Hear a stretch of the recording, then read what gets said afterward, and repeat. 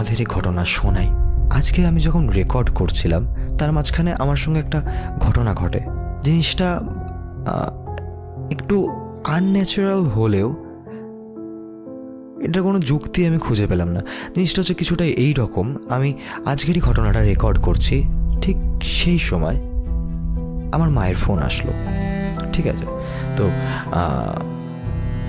আমি কিছুটা বর্ণনা দিয়ে দিই তার আগে। আমার বাড়িটার, আমাদের 3তলা বাড়ি।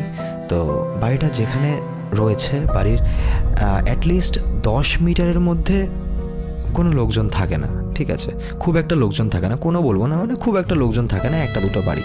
এবার সেই 1-2 বাড়িতে মাত্র হাতে গোনা হয়তো 3 জন লোক থাকে। আর সেই বাড়িগুলো অ্যাডবেস্টারের বাড়ি, মানে অনেকটাই নিচে।